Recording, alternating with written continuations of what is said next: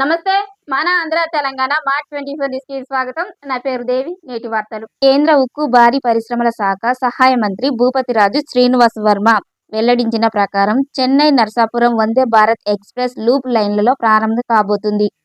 కేంద్ర ప్రధానమంత్రి అమృత్ భారత్ స్టేషన్ పథకంలో భీమవరం జిల్లాకు అదనంగా 47.31 కోట్ల మంజూరు అయ్యాయి. భీమవరం ఆకివీడు స్టేషన్లో ఫిబ్రవరి చివరి నాటికి లిఫ్ట్ పనులు పూర్తవుతాయని తెలిపారు. నర్సాపురం అరుణాచలం ఎక్స్‌ప్రెస్ రెగ్యులరైజేషన్కు గ్రీన్ సిగ్నల్ ఇచ్చారు. అంతేకాక ముఖ్యమంత్రి సహాయ నిధి నుండి 15 లబ్ధిదారులకు 13 లక్షల విలువైన చెక్కులను కేంద్ర మంత్రి అందజేశారు. ఉన్నప్పటికీ కూడా ఆ నిబంధనలను పక్కకు పెట్టి వందే భారత్ను నర్సాపూర్ వరకు పొడిగించడానికి ప్రత్యేకమైనటువంటి శ్రద్ధ చూపినటువంటి రైల్వే మంత్రి గారికి అశ్విని వైష్ణవ్ గారికి ఈ సందర్భంగా ముందుగా కృతజ్ఞతలు తెలియజేస్తూ ఉన్నా.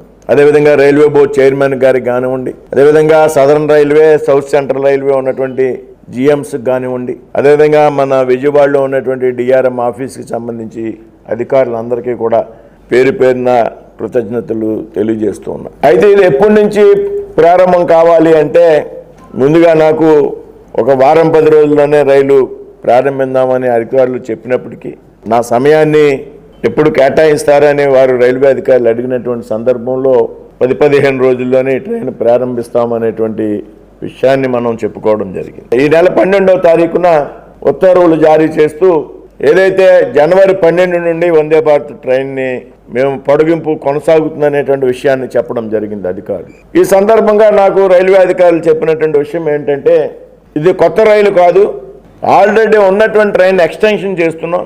కొత్త ట్రైన్ అయితే వెంటనే వారం 10 రోజుల్లో మనం ప్రారంభించేవాళ్ళం. ఇది పాత ట్రైన్ కాబట్టి రైల్వేలో మనందరికీ కూడా తెలుసు 2 months ముందు రిజర్వేషన్ చేసుకుంటాం. అంటే సెప్టెంబర్ 12 మనం చేస్తున్నాం కాబట్టి జనవరి 12 వరకు ఆల్రెడీ రిజర్వేషన్స్ క్లోజ్ అయ్యాయి.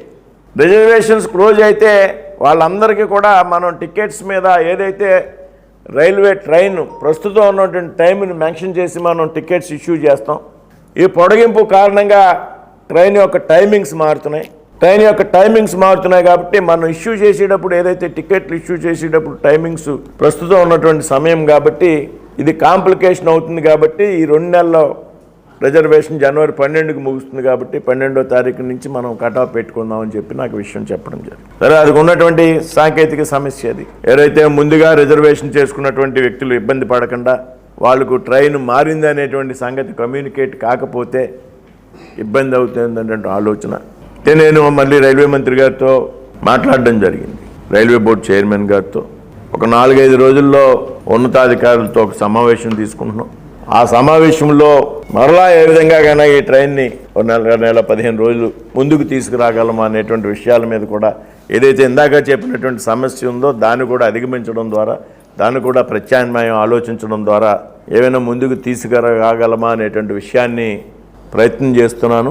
అది ఒక 2-3 రోజుల్లో నాకైతే అప్డేట్ ఉంటుంది. నేను ఢిల్లీ వెళ్ళి అక్కడ అధికారులతో మాట్లాడాక ఈ విషయం మీద స్పష్టమైనటువంటి అవకాశం వస్తుంది. ప్రస్తుతం మట్టుకు ఉన్న సమయం మట్టుకు జనవరి 12 నుంచి మన వందే భారత్ ట్రైన్ ఎక్స్టెన్షన్ మన పార్లమెంట్లోకి అందుబాటులోకి వస్తుంది. అమృత్ భారత్ రైల్వే స్టేషన్స్ ఉన్నాయి మన పార్లమెంట్. ఏదైతే భీమవరం టౌన్, నర్సాపురం, తాడేపల్లిగూడెం ఈ అమృత్ భారత్ స్టేషన్కి గతంలో నిధులు మంజూరు అయ్యాయి. పనులు కొనసాగుతూ ఉన్నాయి కాంట్రాక్టర్లు. ఆ పనుల్ని త్వరితగతిన చేయాలనేటువంటి విషయం మీద నేను ఈ మధ్యకాలంలో విజయవాడలో డిఆర్ఎం గారి ఆధ్వర్యంలో ఒక మీటింగ్ని ఏర్పాటు చేయడం జరిగింది. దానికి అదనంగా నేను కొన్ని ప్రతిపాదనలు కూడా చేసి అదనంగా నిధులు మంజూరు చేయాలనేటువంటి విషయాన్ని గతంలో జరిగినటువంటి సమావేశంలో కోరడంతో ఏదైతే ప్రస్తుతం భీమవరం టౌన్లో 32,37,00,000తో అభివృద్ధి పనులు కొనసాగుతూ ఉన్నాయి. ఏదైతే మనం చేసినటువంటి విజ్ఞప్తి కారణంగా అదనంగా 10 కోట్ల రూపాయలు భీమవరం టౌన్ రైల్వే స్టేషన్కి మంజూరు చేయడం జరిగింది.